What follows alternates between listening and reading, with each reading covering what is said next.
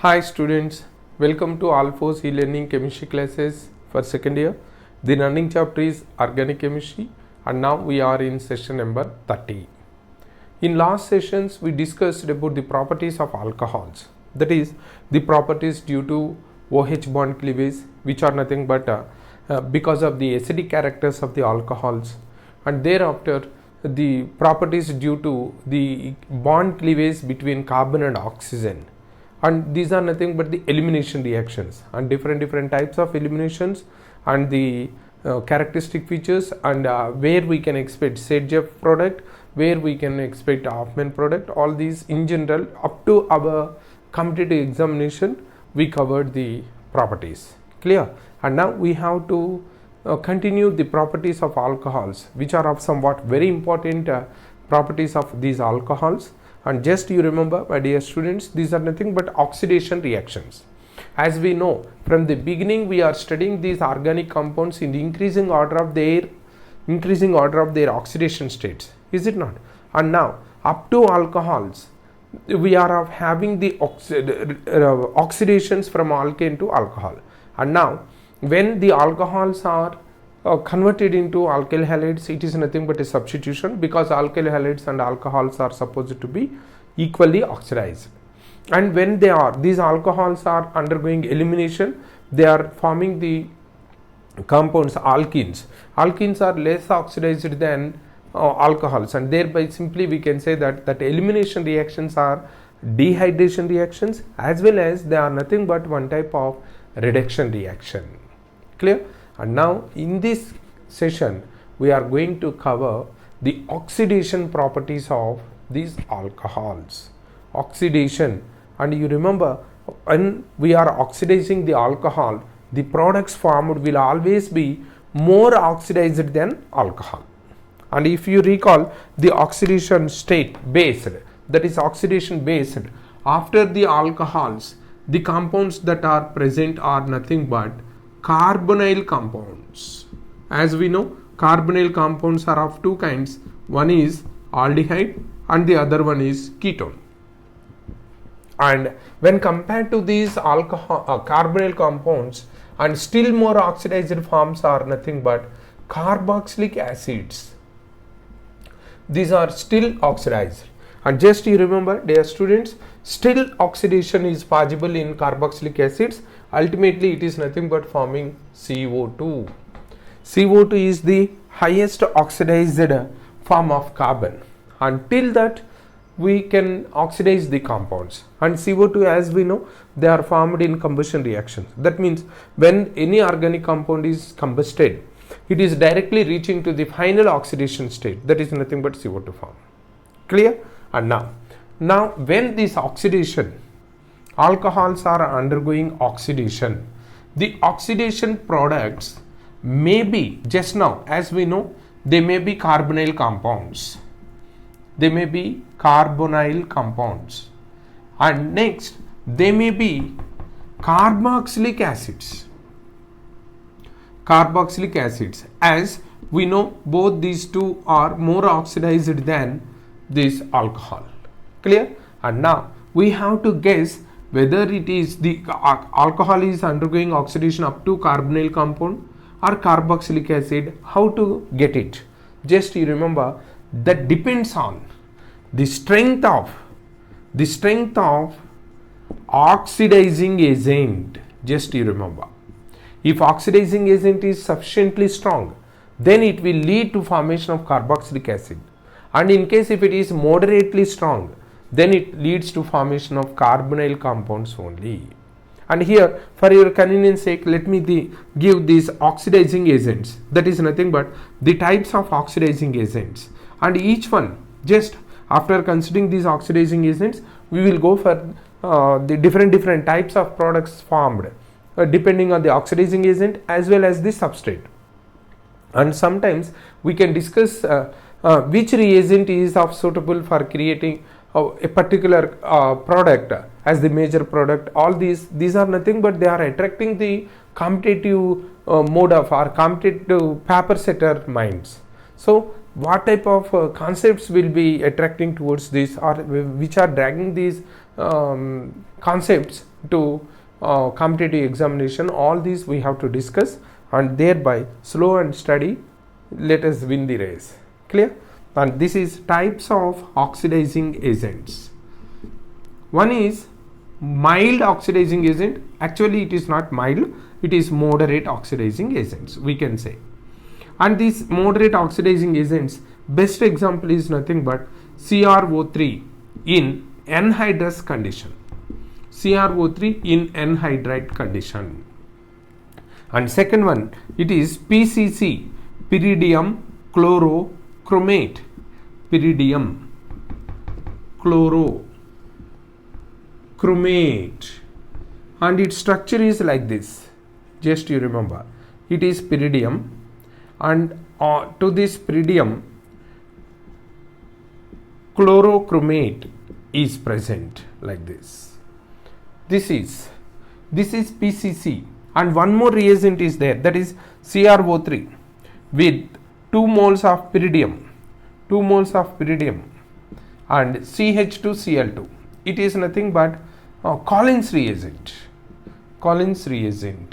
All these are considered as mild oxidizing agents, just you remember. And then strong oxidizing agents. Generally we are having only one strong oxidizing agent. It is nothing but KMnO4 in acid medium, just you remember. This strong oxidizing agent. And in case if the KMnO4 is in basic medium, just you remember, it is mild and moderate oxidizing agent. But this basic medium, when heated, then it is also behaving as strong oxidizing agent. And similarly, one more is K2Cr2O7. When it is present in acid medium, it is also strong oxidizing agent. And one more, just you remember, it is nothing but Cl2. That is nothing but, not only Cl2, any halogen in basic media. Actually this is leading to the formation of haloform if it is possible. Haloform reactions are nothing but some sort of oxidation reactions. Clear? And now in case of mild oxidizing agent, one more oxidizing agent is there, that is nothing but copper metal under 573 degrees centigrade of heat. So at high temperature, copper metal is also able to behave like oxidizing agent. These are, just you have to remember, two types of oxidizing agents. One is nothing but mild or moderate oxidizing agent, and the second one is strong oxidizing agent.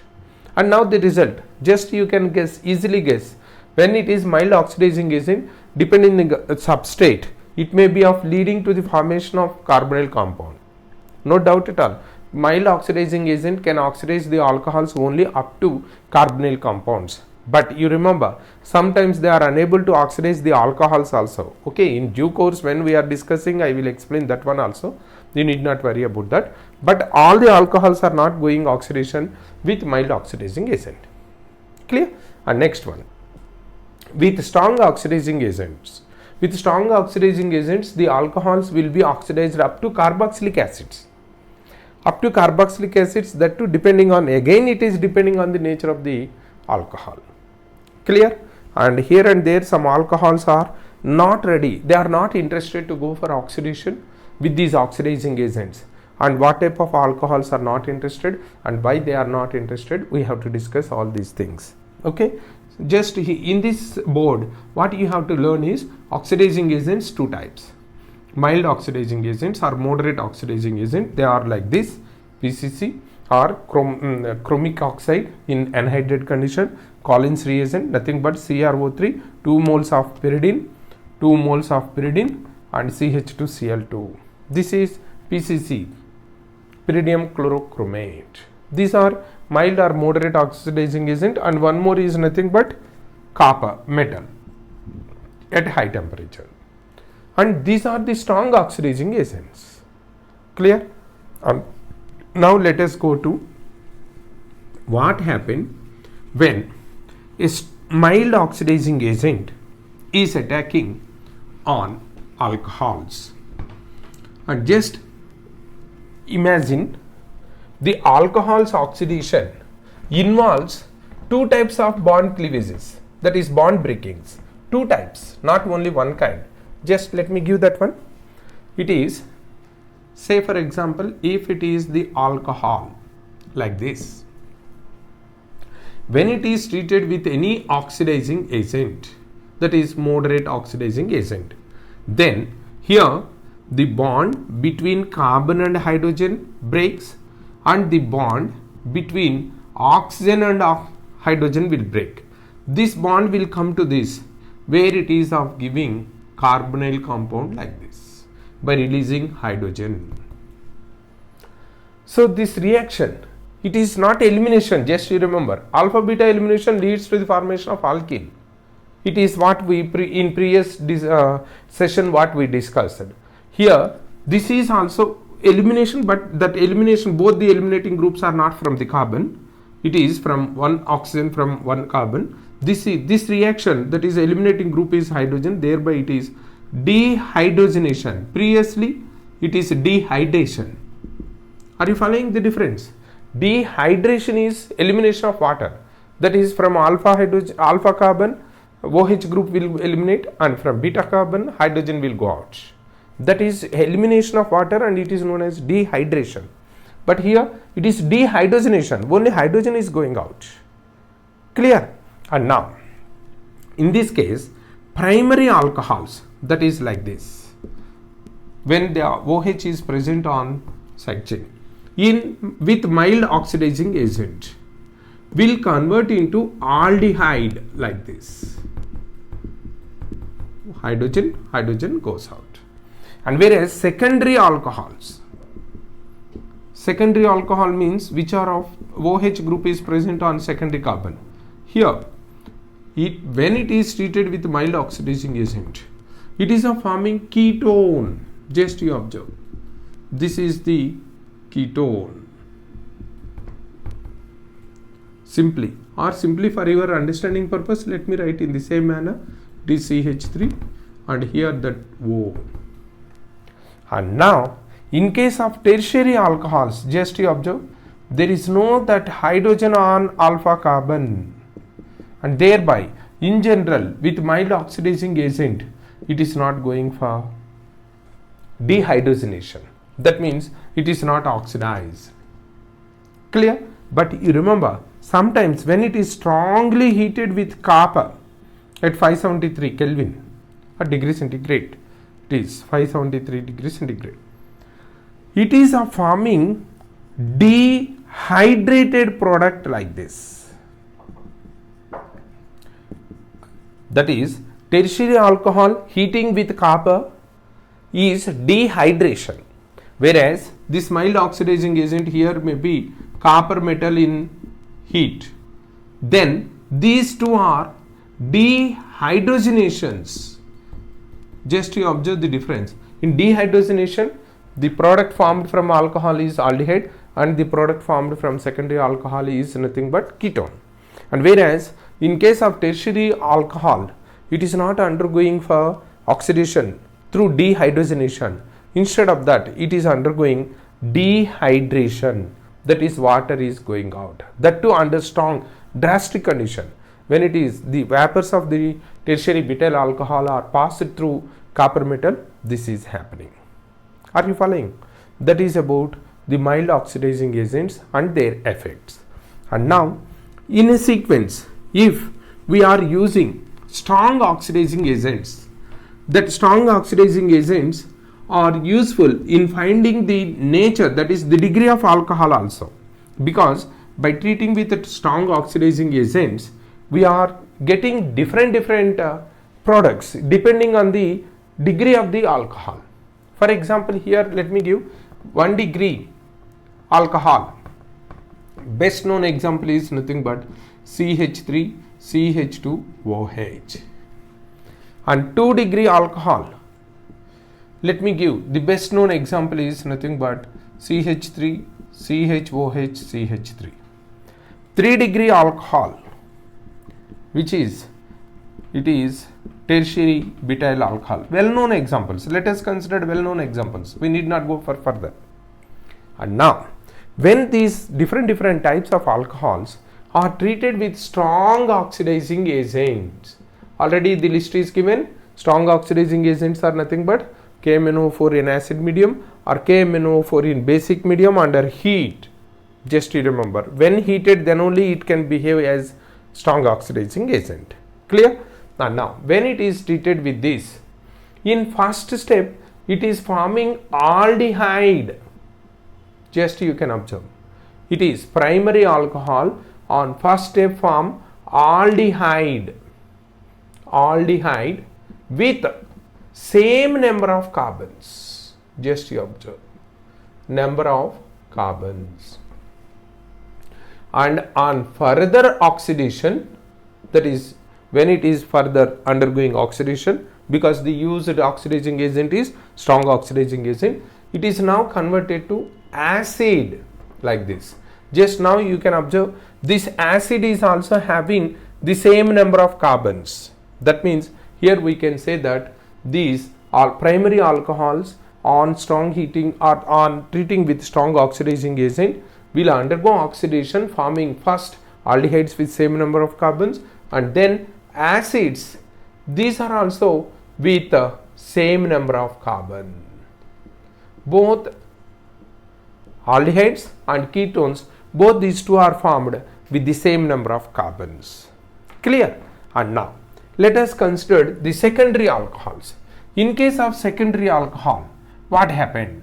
In this case, when they are treated with strong oxidizing agent, similar to that, here also it is oxidized to primary. In first step it is undergoing oxidation to give carbonyl compound, but that carbonyl compound is nothing but ketone.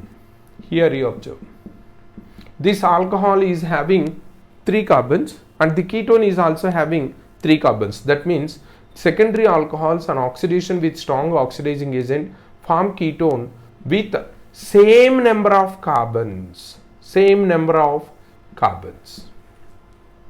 but on further treatment with the same oxidizing agent, it is forming acid with less number of carbons like this. That means here the bond will be cleaved at one of these alkyl groups and CO group, and this 2 carbon acid and 1 carbon acid will form. Unlike this, here the same number of carbons present in acid, but here it is less number of carbons in acid. Clear?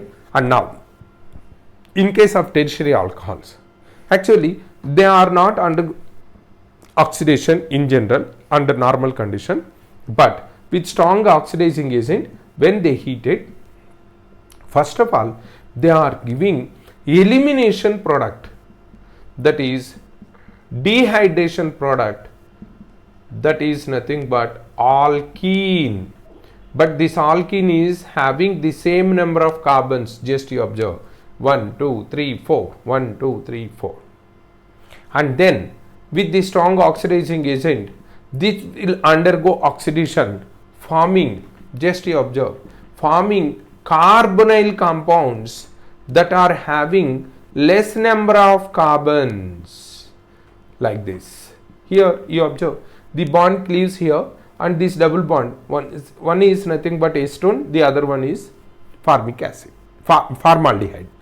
Clear? And this again on strong oxidizing agent will give CH3 COOH plus HCOOH. That is, this tertiary alcohol first give alkene with same number of carbons,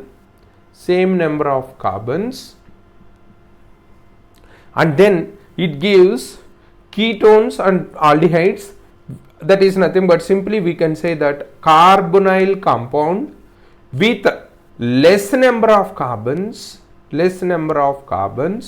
and on further oxidation it gives acids which have still less number of carbons. Like that, in the first step only it is of retaining the number of carbons. That is nothing but in the first step when it is undergoing oxidation, here oxidation is not happened, it is nothing but dehydration. There it is forming alkene with the same number of carbon, and then it is forming carbonyl compounds with less number of carbon. Just after forming the ketone, that is alkene, you have to break the bond at double bond. and by breaking that bond you have to add the oxygen that will provide the nature of the carbonyl compound. So once the bond cleaves, automatically the carbonyl compounds formed are having less number of carbons when compared to this substrate, and those carbonyl compounds on further oxidation they are giving acids which are having still less number of carbons. So now you can observe the variation in these oxidation reactions among these three types of alcohols. One is primary, they are giving aldehydes in first step which are having the same number of carbons, and then giving acids which is also having the same number of carbons. Whereas in case of secondary alcohols, in first step it is forming ketone, no doubt at all, but the ketone is having same number of carbons. On further oxidation it is giving acid with less number of carbons. And then in case of tertiary alcohols, in first step they are giving alkene with the same number of carbon, and then with carbonyl compound with less number of carbon, and then further oxidation provides or produces acids with still less number of carbons. Like that they are having different products on oxidations. Clear? And here let me explain one more phenomena or concept that is related to oxidation of ketone which is formed from secondary alcohol. Just observe, let me give the difference. What is it? Here when the carbonyl compound which is formed is symmetric like this, no problem at all, and on one side the bond cleaves and thereby it is forming COOH, one acid, and only one carbon acid, nothing but formic acid from the other. But in case of asymmetric ketone like this, when it is further oxidized, which is formed from secondary alcohol, when asymmetric ketone is formed, and now on further oxidation of this asymmetric ketone, what type of products we can assume? Generally here two types of bond cleavages are possible, and thereby we can expect two different products. That is, bond may be cleaved here or here. Clear? But actually it is of following Pfaff's or simply Pfaff's rule is obeyed. As per Pfaff's rule, simply you remember, in case of oxidation of asymmetric ketones, the bond cleavage will always take place in such a direction where the CO group always retain with alkyl with less number of carbons. Again I am repeating, as per Pfaff's rule, in bond cleavage during oxidation of asymmetric ketone, the bond will always cleave in such a manner where the CO group will retain with less number of carbon alkyl group.